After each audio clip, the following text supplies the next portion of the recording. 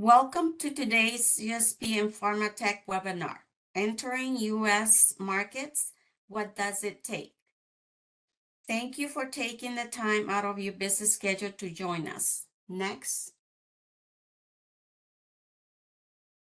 Each registration is unique and grants the right for the individual registrant only to view this webinar. Sharing this webinar with unregistered viewers, either during or after its performance, violates Pharmatech Associates copyright and is prohibited. Next. If you have not already done so, we ask that you take some time to read the Pharmatech Associates course disclaimer. You can download this presentation, including the disclaimer, from your USP Education account. Please allow the instructions in your confirmation email to download the presentation. Next. We have two presenters for today's webinar. Sharisha Jadapali, CEO at Pharmatech Associates, Bikash Chatterjee, President at Pharmatech Associates. Presenting first today is Bikash. Okay, so we should get started. All right, here we go. So, Sarisha, quick question for you. You spent a fair amount of your career in the industry outside the US. What is the attraction to drug developers and manufacturers looking to enter the US market? You're absolutely right, Bikash. There is significant interest in the US market, and I think there's three reasons. First, just the sheer size of the US market. Given the overall pharma market of about 1.6 trillion, 40% of that is the US market and growing. Oncology drugs really are leading that growth, as we all know. So just the sheer size of the opportunity is attractive, understandably. I think the second reason is drug shortages. I think over 90% of the prescriptions in the US are generics. And many of these are life-sustaining drugs. They could be antibiotics, critical oncology drugs. And the number of drugs on shortage is significant. It's over 300 on the list at any given time. The average tenure of a drug on shortage is about 18 months. And during COVID, I think we all realized the vulnerability of the supply chain, how delicate that can be, and the disruptions that can happen. So there has been increased interest in onshoring, also reshoring close by. And with all of this interest, I think it's created for some countries an opportunity to see how they can alleviate this problem of drug shortages for the US. So that's another big reason. And I think finally, the biologic space is a very attractive space right now. It's huge and it's growing. The biosimilars are targeting about a $40 billion market currently, and those in development are even larger. So those those biosimilars in development, the market they are targeting is currently close to 100 billion and growing. And Bikash, you know how the biosimilar approval journey has gone in the US. Yeah, it's definitely been one where the FDA has been learning while industry has been learning. You could say the US was certainly a little bit late to the biosimilars game, but they certainly have made up with a vengeance since 2015, approving 59 biosimilars to date. So an extraordinary number. We have more categorizations in other countries, I think, with this non-interchangeable, interchangeable designation, but even that now is on the table as FDA's most recent guidance, I think it just came out in June also, is actually throttling back a little bit on the interchangeable designation, looking to sort of simplify the messaging to both healthcare givers as well as physicians and probably insurance providers as well, as to when isn't an appropriate time to prescribe a biosimilar. So I look for this market to explode over the next 5 to 10 years, no question about it. So given those three reasons then, right? Sheer size of the US market, there's drug shortages, that's an opportunity. And now the bio market, as you mentioned, given US's approvals growing, um, this creating this really attractive picture for ex-US companies. So what are the regulatory pathways then, Vikash, that the drug sponsors should consider while they decide on products to introduce to the US market? Oh, yeah. So quite simply, there's really small molecule and large molecules. You could argue there are other modalities, but let's just deal with these two major sort of categories of drug therapy which make up the lion's share of the U.S. market. Out there, pharmaceuticals or drugs tend to be small molecules. These are chemical synthesis active ingredients here. They have two categories of pathways. So if it's a new chemical entity, it's a new drug, it's an innovator product out there, they follow a 505(b)(1). This is your classical drug development scenario in which you do safety to justify your IND, and then you do a phase 1, phase 2, phase 3 sort of application. There are accelerated frameworks within that in which you can come to market faster depending on the nature of your drug and the disease state that you're trying to treat out there. And then we have an avenue or a pathway for generic drugs. We call it an abbreviated new drug application. That can either be a 505(b)(2). A 505(b)(2) is something in between sort of a classical generic, which is a 505(j), in which we simply are looking to prove bioequivalence with the reference licensed drug out there. A 505(b)(2) is sort of a condensed new drug application in which the drug sponsor is taking a molecule that has been approved and doing something different with it. Perhaps you are increasing the bioavailability of it, or perhaps you're putting it in a different dosage form or modality, extended release, etc. around that. And there's some intellectual property associated with that. You still have to do your phase 1, phase 2, phase 3, but they're much smaller. So it's faster and it's cheaper to do. So, also, upon approval, you get 3 years market exclusivity on top of that. So the interesting sort of nuance between a classical generic and a new drug entity. On the biologic side, it's very much the same thing. We have your classical biologics license application in which we're doing the same sort of phase 1, phase 2, phase 3 demonstration of clinical safety and efficacy. And there's a generic avenue. We don't call them generics on the biologic side. This is the biosimilar drug format that you mentioned a minute ago here, in which it's a slightly abbreviated, it's a significantly abbreviated application in which the focus is really on the characterization of the molecule. We call it, the FDA calls it the demonstrating the totality of evidence. And there is a PK/PD study that has to be done and a clinical demonstration as well. So it's a much smaller sort of a pathway for anyone looking to bring a biologic to the marketplace. So that's very specific, distinct pathways depending on the modality, the product, the subcategory. So then the fundamental question for a sponsor considering US market is the selection of the drug, identifying what is it that they want to go to the US market with, right? So in your view, Vikash, from your experience, what may be some of the considerations that the sponsors should look at when they're identifying a particular drug to select, to start with? No, I think that's a great question. I think it seems easy. It's a very lucrative and attractive market out there, but there are a number of considerations that can sort of affect your journey to the U.S. market. One of the areas, I think, obviously, when you're selecting your molecule, you need to ask yourself why you're selecting that molecule.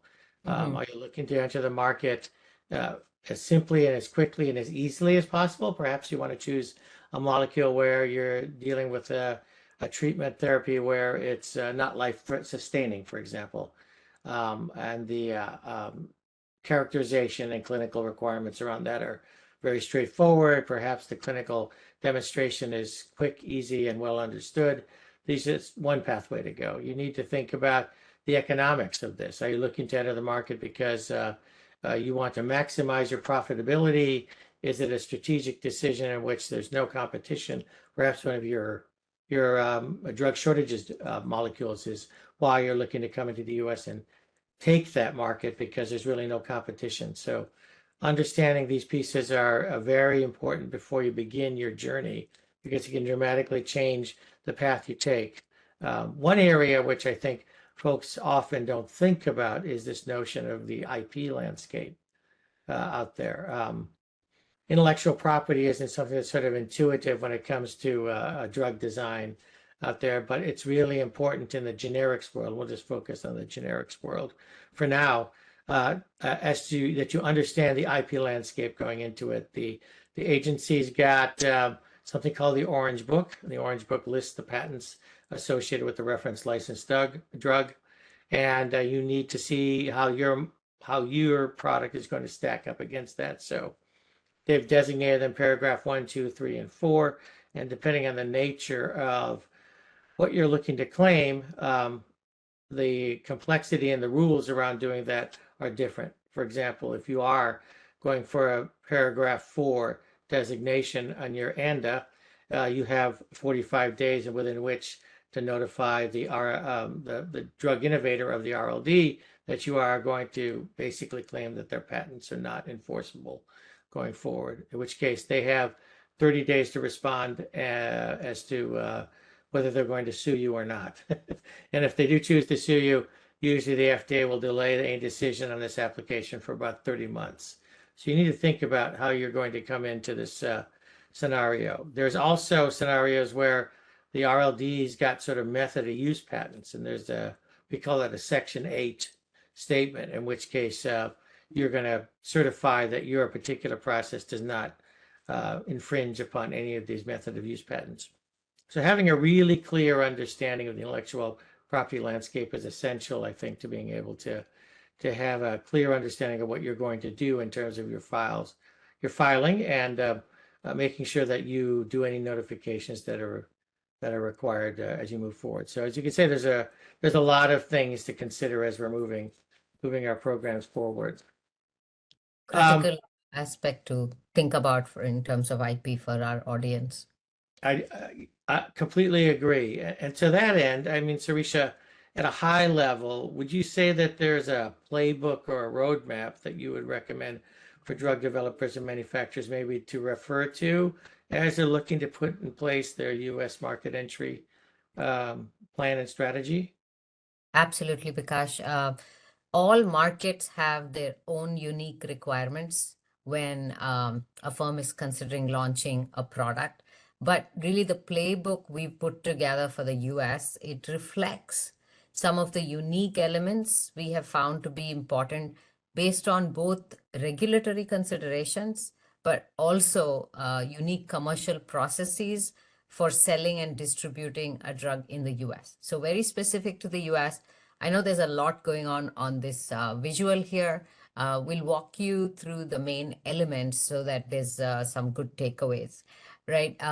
Because you just shared the different regulatory pathways for small molecule, for biologics.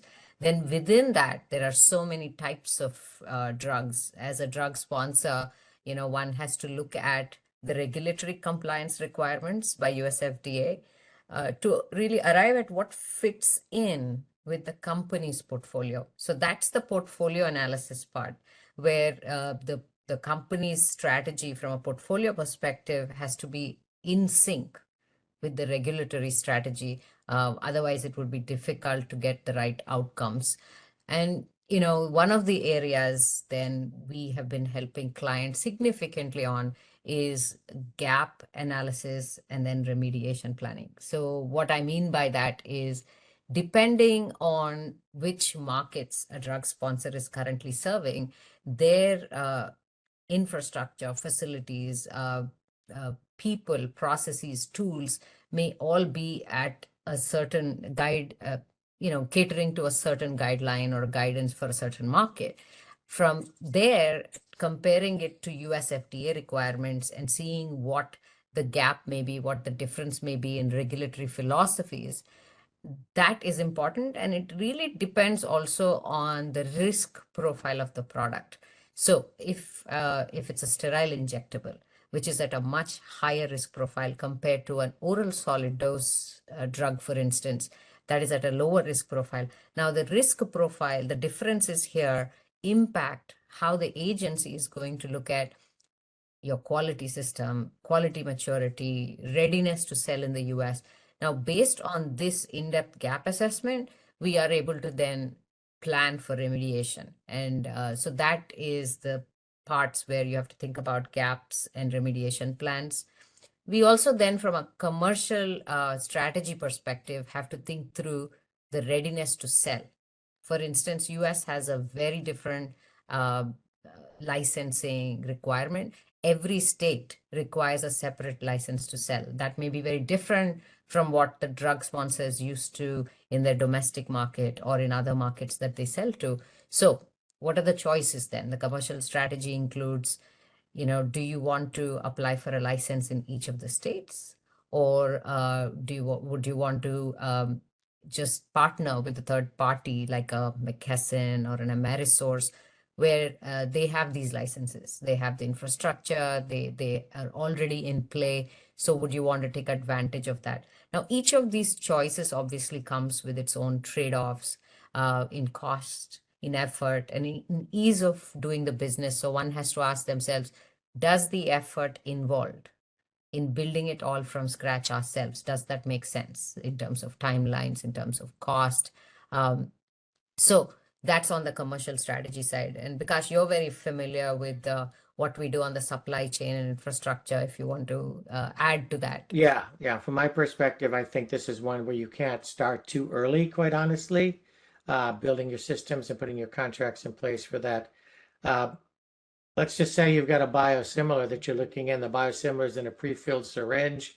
Potentially, it's got an auto injector with it. Your supply chain is complex now. We've got lots of players and intermediates that are dependent upon each other in order to be able to hit the forecast. The forecast is what drives your supply agreement.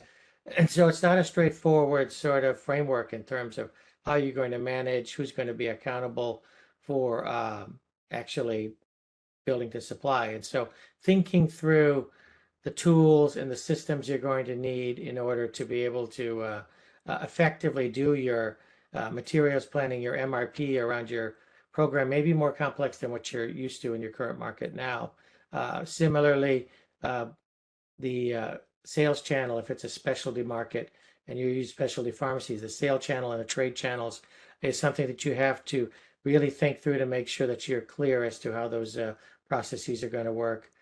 I often tell people to start 36 months in advance in this planning exercise if it's a new chemical entity, because there's a lot to be worked out, even if you've done it before. So it is an undertaking. Absolutely. And I think there's a lot of information out there, right? So for example, for generics, I think there was 900 guidances that the US FDA put forward just last year. And so there's a lot of information out there, pretty prescriptive by FDA, but how you apply it to your situation, to each of these components of the roadmap, it takes some insight, it takes some experience and expertise. It's not a plug and play, because while FDA approved, I think, 1,200 or so applications last year, it still rejected almost 2,000 applications, I think. So not everybody who's been attempting to get an approval has been getting approvals, right? So it's clearly not just a plug and play. It takes time and expertise and insight. So it's important, I think, to have all of these, not only start early, as you said, Bikash, so you're recommending 36 months, not only early, but to look at these cohesively. They're not isolated parts. They have to be in sync. Right, absolutely. So if drug sponsors take our heed and do get started early and want to think about this systematically, Bikash, what may be some key learnings that you want to share with them in the first phase that are important for generic manufacturers, as an example? Yeah, I think when I put together a short list here of sort of the most common areas where we find there's some work that needs to be done. So you mentioned quality maturity. This is a new concept within the FDA. It's one that is certainly being harmonized across the stringent regulatory authorities around the world out there. This notion of moving beyond a compliance mindset. Data integrity, I think everyone understands the notion of data integrity.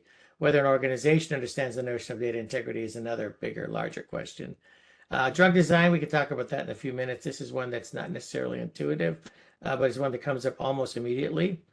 Process and facility compliance, we'll talk about that in a minute. Commercial readiness, pharmacovigilance, and inspection readiness. So if we just deal with quality maturity out here, as I mentioned, this is a reasonably recent notion that FDA has put out to the industry out here. And this is looking for evidence that your organization has sort of a quality mindset. Simplistically, they understand not only what the processes are within their particular roles and responsibilities in the organization, but also how they fit together to ensure the safety and the efficacy and the suitability of the product that they're manufacturing. And this has really been one of the largest transitions we've worked on over the last 2 decades. We've done a lot of work in nascent markets back in the early 2000s, and China was just emerging onto the playing field. This notion of compliance versus quality was a really difficult one to try and instill, as folks were just looking to follow the procedure. The FDA, depending on your risk profile, as you said, Sarisha, will try and assess your organization's understanding of quality and their philosophy on how they manage quality from the management level all the way down to the shop floor. Yeah, and this is a pretty hot topic with the US FDA at the moment too, right? Because Yes. happen to be in India at the moment, visiting our clients here. And last week in Bengaluru, there was a PDA conference where we had a lot of FDA officials who flew into India, and the entire topic of conversation was QMM. So US FDA is really taking a proactive, focused approach to articulate their expectations on the quality culture. And that is the level of importance QMM is getting, because it was a 3-day workshop plus conference focused on QMM. And we had senior leaders, quality leaders from across India attending, while US FDA and industry speakers were sharing their views on QMM. Yeah, it's probably the one of- most, go ahead. Yeah, go ahead. It's the most difficult leap, I think, for any organization to make, this notion of compliance to quality. And I think the roadmap to doing it is becoming more and more clear on what it takes to do it. And it's going to become the hallmark, I think, as the major markets converge to being able to freely develop drugs for each other's markets. And one of the issues that has constantly come up in the past many years, whether in India, where I'm at right now, and the discussion going on, or in elsewhere, is data integrity related issues, right? When we talk about quality and quality culture, data integrity has been certainly an area of focus and an area of concern sometimes. Could you shed a little more light on that, Vikash? Yeah, data integrity has certainly been front and center for almost, I'd say, well, it's not new. It's one of the predicate rules in the CFR out there. But in terms of enforcement, it certainly has been front and center, largely because of some of the challenges they've seen with manufacturers outside the U.S. on the manufacturing shop floor and in the laboratory. Data integrity has particular characteristics. You've probably heard the acronym ALCOA. ALCOA deals with attributable, legible, contemporaneous, everyone's favorite word, original, and accurate. These are sort of the characteristics of how information is supposed to be captured. The CFR articulates for paper documentation what the expectation is. These are considered part of the predicate rules, as we call them in the US. It doesn't matter if it's a paper system or an electronic system. You still have to abide by the predicate rules and demonstrate that you get the same level of accountability and control over them. So as you're designing your solutions around that, focusing on the data integrity piece is important. One thing we found is that there just really is not widespread understanding of how an individual role or responsibility necessarily impacts data integrity. And so I think education and training is really an essential first step there. How we deal with human errors, because this is a core element, both from a quality perspective, a consistency perspective. Certainly the agency is going to look at how you deal with human errors, but data integrity issues particularly concerning, because this gets to the nature of falsified information and adulterated product, which has been a problem with product outside the U.S. and in the U.S., to be candid with you there. So data integrity is front and center with the FDA. If you are a high risk manufacturer, meaning you're a sterile manufacturer, perhaps you're doing a high potency or cytotoxic API or drug substance, data integrity will be certainly a core component of your assessment to see if you've got controls in place. Looking for evidence of audits, looking for evidence of checks and balances and controls around there.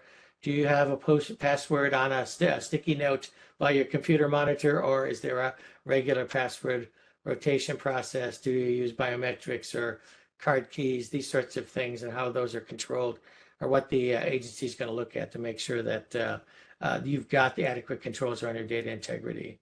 One of the things Pharmatech does is we are expert witnesses for different entities, whether it's a health authority or a drug sponsor out there, and data integrity is almost always front and center in the conversation. Absolutely. And because we referred just now over the last few slides to products and the choice of products and whether it's sterile, whether it's OSD, and how all of these issues can happen. Now, typically companies tend to start with a product that they're already supplying either in their domestic market or to other markets. So if they have to choose a product to get to the US, they typically seem to start with something that they already know how to make, they've been supplying. Is that the way to go, and how does that work out, the feasibility? That's an excellent point. I think at the end of the day, this is probably one of the most surprising elements with someone looking to enter the U.S. market. And you're absolutely right. If I've been selling my product into other markets, I simply now want to take that product and sell it into the U.S. market. But the U.S. has some basic requirements. This is for generic drugs that we're focusing on here. And oftentimes people don't realize that what we're attempting to do is we're trying to match the RLD as much as possible. And so our ability to get approval from the Office of Generic Drugs is going to be predicated on our ability to demonstrate that our particular formulation, our particular drug matches the RLD as closely in terms of the dosage form, the strength, the route of administration, the excipients that are actually used in addition to the API, our demonstration of bioequivalence. It's our ability to compellingly present that information to the agency that really dictates whether you get approval. What the FDA has done for us, though, is depending on the modality of your generic drug, they've done this. The guidances have got this framework which we call the question-based review. Candidly, the QBR is a highly focused, trimmed down attempt to institutionalize the key components of ICHQ8, quality by design there. But if you follow the QBR components in the guidance that's provided there, and you answer those informations completely, then you, along with a reverse engineered formulation so that you are matching the RLD, you will get approval. Obviously, if you want to move quickly and your formulation doesn't match the RLD of the approved drug in the US, then you are got some time to do, work to do, and some time you have to fold in because you have to build stability data and all of that. You have to do your extractables and leachables. You have to do all of that stuff to make sure that you can demonstrate the final expiration dating of the product. So doing this as quickly and as effectively as possible is important to be able to get a clear understanding of what your timeline is going to look like to bring your product forward. And then what about regulatory support learnings, Vikash? What are some of the key learnings from that perspective? Yeah, so anyone that's going to submit to a drug to the US has got to go through the electronic portal. So they're all electronic submissions today. There's very well defined, I think, if the framework for an ECTD document is defined in ICH M4 fairly clearly and articulate. FDA's got it on their website as well around that. Hyperlinks and structure and all of that. We call that pre-publishing. That piece has got to be done well, and to make sure that you've got the ability to navigate the electronic documents so a reviewer can get the supportive information needs, etc. So making sure that you are doing that properly is something you want to spend a little bit of time on. Make sure you find a third-party contract service provider if you don't have the capability yourself to interface with the electronic portal and do the necessary pre-publication for it. There is a review period that the FDA goes through from the time you submit it, in which they want to make sure that the entire submission is complete. Otherwise, they will return it to you. You'll get an RTR that says your product was returned to you because we found the actual submission is incomplete. It's missing information, at which point the clock starts all over again. The Office of Generic Drugs is just deluged with applications, almost 2,000 applications last year. And so they're looking for any excuse to send your application back. So if you follow these guidances and you're thoughtful and you have a good contract service provider that's going to help you put this together, there should be no reason that your application is incomplete at that point. One of the things to remember about the FDA is that they have lots of avenues for you to talk to them. So as you're going through this, you don't have to know everything. You can ask questions. You have to ask questions in a way which they can answer them. So not open-ended questions like what should I do next, but you've got a specific position or that you are, or a question around your submission or your product that you wanted to ask them. You can use the written request only portal, or you can ask for a meeting with them, an ABC meeting, type 1, type 2, type 3. So I think there are lots of ways to interact with the FDA out there.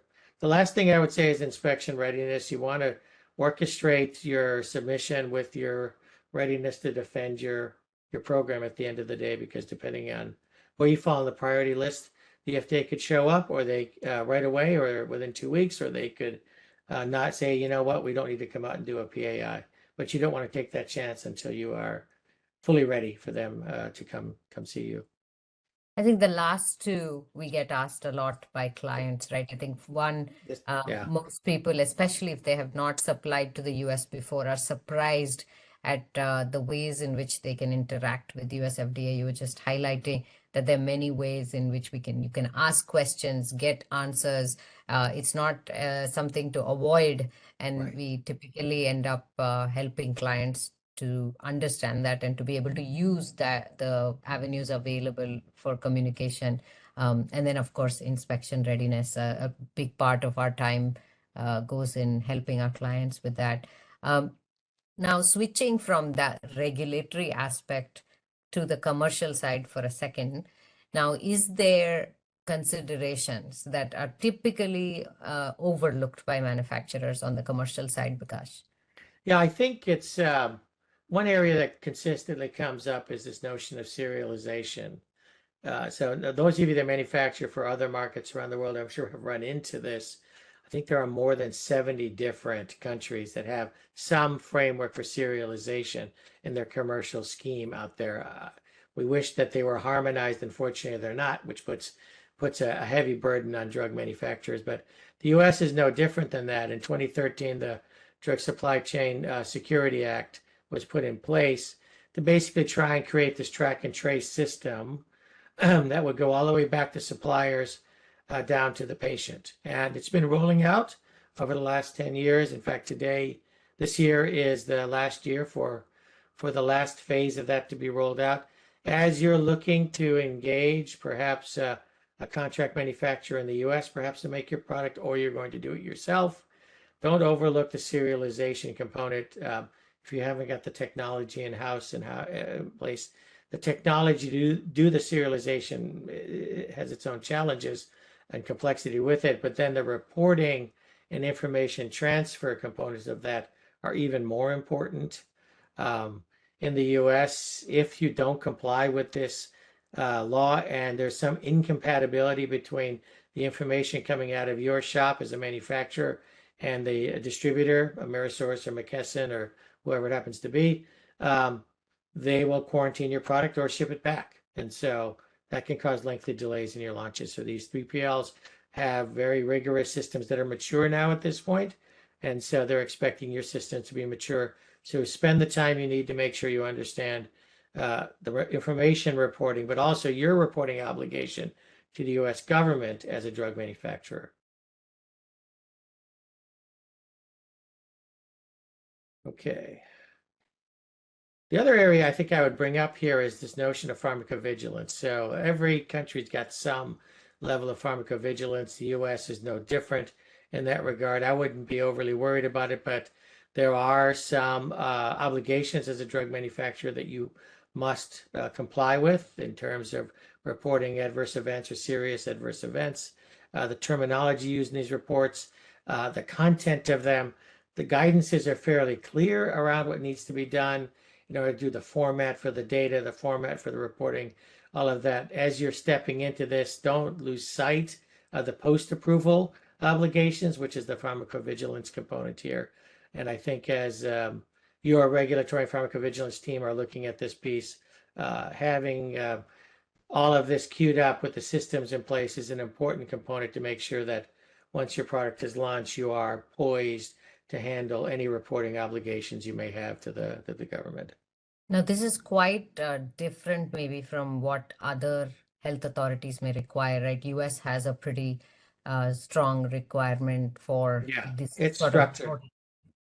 highly structured. Even the data needs to be structured. So I think understanding that up front, it's, I don't want to say it's plug and play, but the requirements are really well defined around that. And if there are confusion around the requirements, they're bringing in an independent third party to help you set those systems up is fairly straightforward. So this is not something I would get overly concerned about, but it can be a problem if you're not complying with it. So making And sure it this may is be, teed up.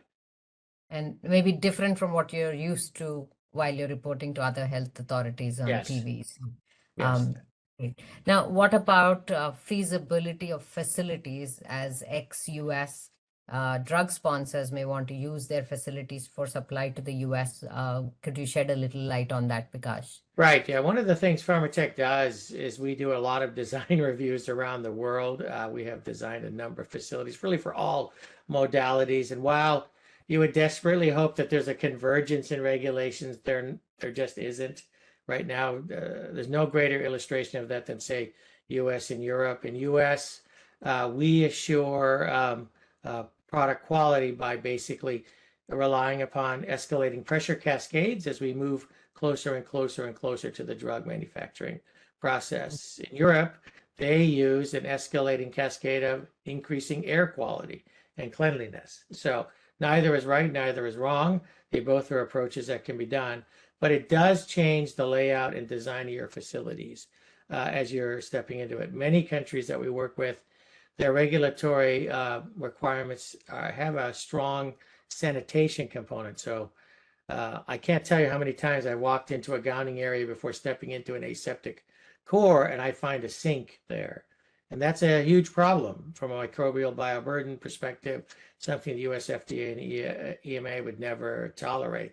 So anticipating these elements, having a clear solution for them is something you want to do with your facilities as you're looking to justify and prepare to move into the US marketplace. Having packages pulled together that describe all the flows, the equipment flow, the material flow, the product flow, sample flow, all of those pieces so the agency understands how personnel are moving in and out of that facility are important. So if you have high potency API, marrying that with a strong risk framework or cytotoxic product risk framework that shows you've got precautions in place is another key component.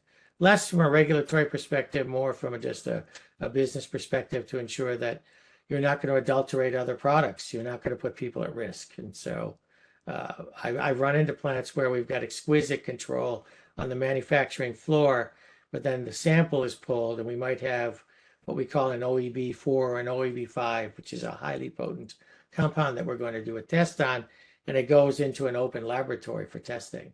And so these are the kinds of things you have to think through in your risk assessment to make sure you've got adequate precautions in place. So I think the facilities, go ahead. Yeah. So based on the target market, whether you want to supply to US or EU or both, you really can't think about one market and set up an entire facility and expect that because it's a highly regulated market, that it would also cater to maybe another highly regulated market. The Right. requirements could be pretty dramatically different on some aspects, while they may converge on some. So very important then to have that target market in view In and then mind. accordingly understand. Right. And there are regulatory compliance no-nos that, some health authorities are very, very hyper sensitive to. And so understanding those up front, if it's not unusual for us to go outside the US and find people are making penicillin in the same facility as they're making other products or antibiotics. And these are the kinds of things that, are an absolute no. We have to have separate areas, separate facilities typically for those kinds of things. Knowing that in advance, it's going to help you with your portfolio selection. It's going to help you with your inspection, all of these things to make sure you don't have a problem and your facility's capable. Yeah. So that was all a quick snapshot, right? Decades of experience in a nutshell for a short webinar. But I think we want to recap what the key takeaways are in terms of everything we shared. Of course, it's a really mini capsule of all of the thoughts and ideas about US entry, but a few key things are to start early, right? If you're planning to go to the US, then as Bikash said, maybe 36 months is a good time frame to look at all the components, plan so they are in sync with various aspects that should be considered. So start early. Understand differences in requirements of US versus regional regulators. There are differences, and understanding them through starting early is one key thing. Also, the level of understanding one must demonstrate for a small molecule versus a large molecule can vary quite significantly. So that's something to keep in mind. And overarchingly, we want to say invest in your quality management system, quality culture. We cannot emphasize this enough upfront, but also on an ongoing basis. And then, of course, data integrity controls will be highly scrutinized. That is something that's an area for US FDA. Anything if you'd like to add, Bikash? No, I think this is straight on point. The largest shift for most companies, as you mentioned earlier a number of times, is this notion of building a quality culture. And the data integrity falls right into that. And those two pieces are going to go hand in glove to make sure that you're putting yourself in a position where you can defend that the products you manufactured are safe and effective beyond just demonstrating that. And so I think the more time you spend understanding how you're going to put forth that argument and where you are in that continuum of building your quality culture is an important area to spend the time it needs to you to put together plans to bring in the kind of help you need to build that quality culture. Yeah, so Bikash and I are happy to take any questions from our audience.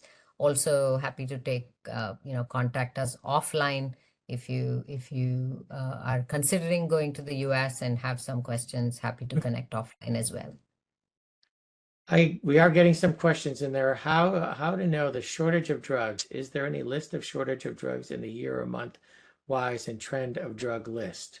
So basically, how do we know what drugs are on the drug shortages list? So there are a number of, and Srisha, you can chime in here. This is an area where USP is also very active.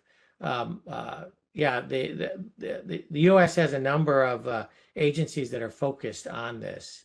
ASPR, HHS focus on our country's readiness to be able to respond to something like a pandemic that we had with COVID, which really exposed our dependency on the supply chain outside the US.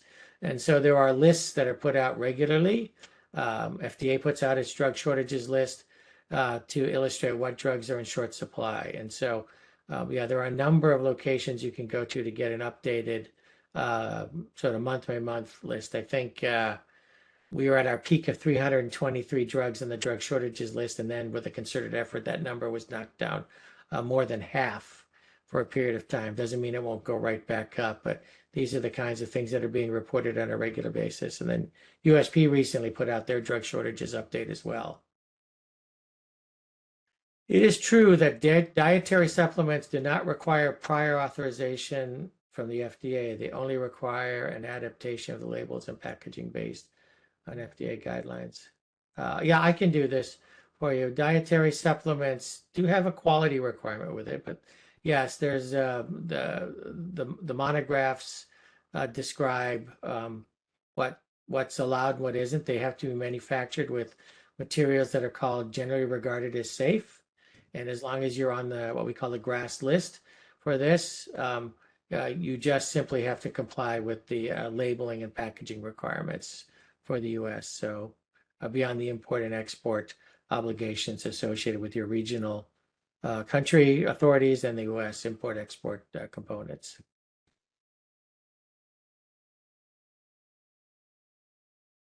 All right. I don't know if there are any other questions right now.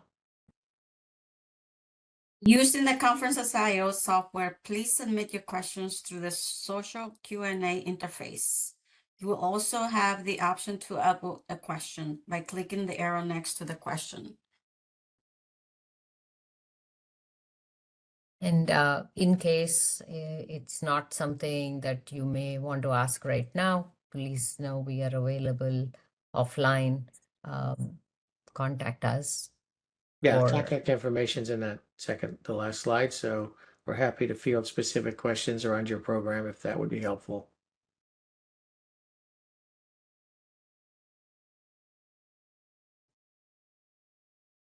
Okay. Okay. All right. Oh, there's a question.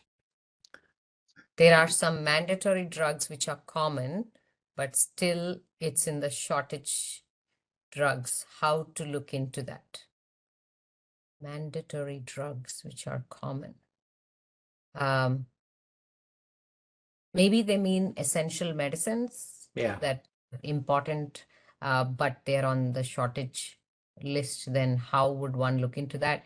If we are understanding your question correctly, yes, there are several essential medicines that are on shortage list. And I think one of the things that drug sponsors do to see if that is a drug they want to supply to the US government, which the government will of course welcome, is to look into the feasibility. Sometimes drugs are in shortage because maybe the economics don't work. If that is the situation, then it may or may not be feasible for you to do it within the price that essential medicines are commanding or what the generic pricing is at the moment. So you do want to do the business analysis as well before selecting that drug. The other reasons could be not economics, it could be geographic, it could be something else, in which case it might be feasible for you to consider potentially making that drug and making it available to the US. And if you are wondering how that would fall, certainly you can seek support in figuring out that analysis and take it from there. Okay. How much time FDA will take to evaluate the dossier in case the product is in shortage? Because do you have a view on that? Yeah, I don't think the FDA, so the FDA, the only framework for expedited approval is the emergency use authorization, which the FDA invoked during COVID. Otherwise, your application is going to be reviewed as it would any other application going in. Obviously, if the drug is in shortage and you've done a very good job with your dossier, you're going to get the attention it needs. I think on average, it takes 15 months for the FDA to review and approve a generic drug application. I think you can expect that to be at least 15 months, but sometimes faster, depending on the quality of the application you put in. How to enter the US market with dietary supplements? What is the process, requirement, duration, and cost? I think that's a pretty broad question to answer during this call in this format. But if you would like to get support on a program, if you're considering dietary supplement entry to US, we are happy to work with you offline. We could send you the response offline. But it's fairly straightforward, so I wouldn't worry about it, assuming you've got your basic quality pieces in place. So that's the one must have. Is there any variation in the application process flow when applying for marketing of a Schedule 1 and 2 controlled drug? Yeah, so in the US, the DEA, the Drug Enforcement Agency, regulates scheduled drugs. They will not, I will just tell you flat out, they will not approve a Schedule 2 or a Schedule 1 drug. A Schedule 1 drug is a drug that basically has no medicinal value in the US. So if you're a Schedule 1 drug, they definitely want to approve it. They won't really approve a Schedule 2 drugs here. There's plenty of Schedule 2 drugs in the US already. So what you typically have, like Schedule 3 to Schedule 5, these are the drugs that are approved for entry into the US. However, the way that Drug Enforcement Agency works is they assign a quota on an annualized basis for the country for these schedulized drugs. So you need to look at your particular drug and your molecule and see what the quota is for it, and also how much of that quota is being utilized by existing players in the marketplace, because you may find that you don't have, there isn't enough room, or it's not worth it for you to bring that product into the market. Could you please tell me more about the quality requirements in the development phase of a generic drug product? So we mentioned the reverse engineering. So we need to try and match the actual formulation to that of the RLD in the US. You're going to develop analytical methods to test and release each of those components, as well as the bulk drug, as well as the finished product in there. So you will need to put together methods which are robust. They follow the ICH standard for analytical testing. You'll have to have statistically defensible sampling plans for your materials as they come in. So really, they're the same quality requirements as you would have in most countries for selling a commercial product.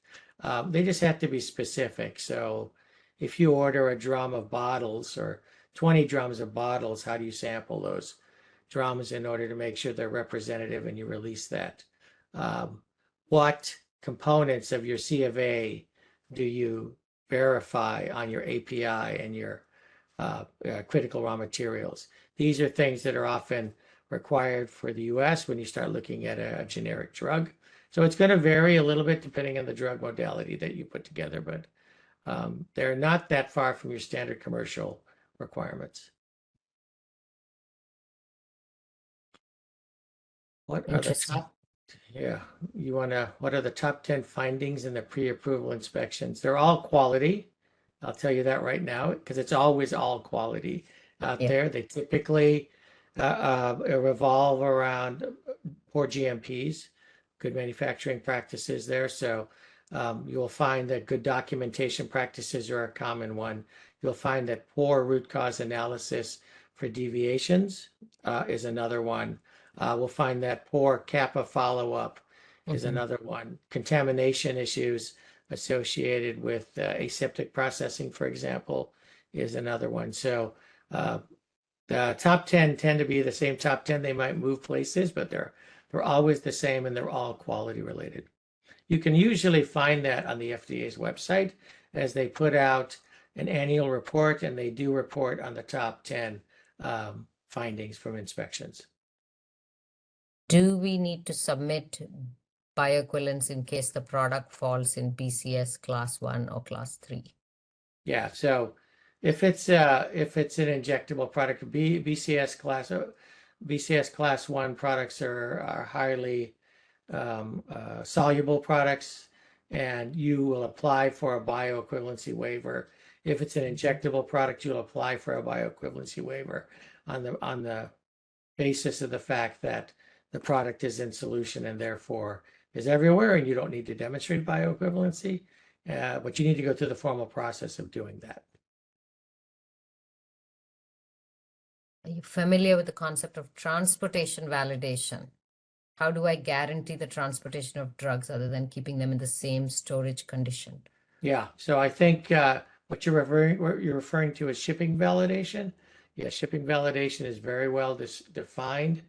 It has evolved over the last 25 or 30 years there, but it's very straightforward. You need to be able to articulate the potential exposure conditions that your product is going to be exposed to, and you need to demonstrate that the primary container, the secondary container, and potentially the tertiary container can maintain whatever required storage conditions are required for your product and on your label.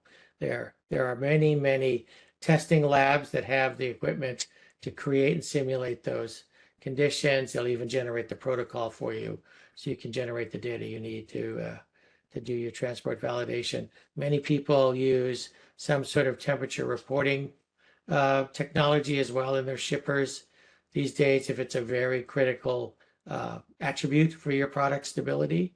And so you can add that as well and make that part of your normal ongoing commercial assurance that your product is in the right storage conditions. Interesting question. Which might be an easier or quicker pharmaceutical generic class of drugs to work on for approval? I think it would be oral solid doses, the simplest form, but there isn't anything quick maybe in that sense, but definitely oral solid dose, simpler form than sterile and injectable class of drugs. Yeah, absolutely. If you focus a high loaded dose, immediate release tablet or capsule right there, non-life sustaining. These are categories where the risk and the complexity associated with doing it wrong don't adversely affect the patient as much, and therefore the scrutiny on it is not any less, but what you're required to defend is simpler and more straightforward. So I think that would probably be my recommendation. If it's a BCS1 product, they're on top of that. You don't have to worry so much about bioequivalence on top of it. So you can cobble together a short list of attributes of the drugs you're going after fairly easily. And this is something we do all the time when folks are putting their portfolio strategy together. Any mutual recognition agreement between FDA and any other authority? Maybe not a mutual recognition, but more collaboration started to happen during COVID. And now we actually saw ICMRA, the coalition that between FDA and EMA, where they're doing a pilot on recognizing inspections. Because if you want to share any more detail on that, but I know that there is certain pilots going on that are looking to leverage each other's inspections and reviews. Right. I think this is a common framework, I think, around the world. FDA does have mutual recognition. I think there are 12 mutual recognition agreements that are in place right now. US and Europe is one of them. But the others are collaboration agreements in which we leverage the inspection of one of our partner inspectorates when we're evaluating the suitability of a product. So the MRAs are also available on the FDA's website to list the countries that we have MRAs in place right now. Philosophically, as Srisha said, this is the direction that all health authorities are looking at. One of the biggest challenges many countries have is they can't get their advanced drug therapies into their country just because of the lack of experience in the regulatory personnel to effectively evaluate that. And this is where an MRA can be very powerful. If one of the stringent regulatory authorities approves a product, now it makes it much simpler for another health authority to look at that, build upon that approval, and simply look at the country-specific requirements in the application. So I would look for MRAs to expand or collaboration agreements to expand amongst all health authorities. What is the best process to go about reverse engineering RLDs? Interestingly enough, at least in the US, there are a lot of labs that do nothing but reverse engineering RLDs. And so if you're completely lost, you can certainly search out any of the large international laboratories do this reverse engineering so that you can quickly understand what excipients, what APIs, all of this stuff that's in there.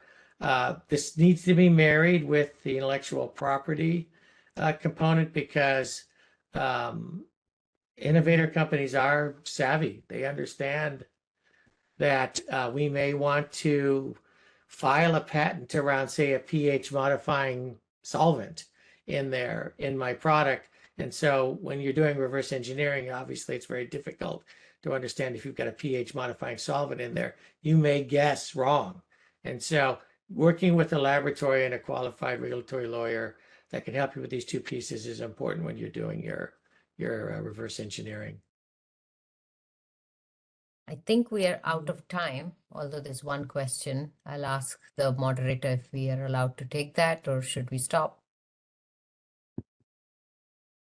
You can go ahead and respond. There's only one. Yeah, Vikash. How can I collect info about personnel training and still comply with data integrity? Can I use something like Google Forms? So I think you just need to have processes around how the data is gathered and how the data is stored. Remember the ALCOA acronyms out there. So as you look at how you're gathering, it could even still be paper if you don't want to do it electronically. With that, there are training solutions out there that you can use. You could use Google Forms, but you need to put some controls and permissions around it, just because of the privacy piece with that, and to make sure that it cannot be adulterated. So it's less around the technology of doing it. Like I said, you can simply have people fill out a form when they go through training or do it electronically with that and keep that record. But there are training solutions you can purchase which have all of this built into it. Great, thank you. And next slide, please. Okay. I don't think I have any other slides.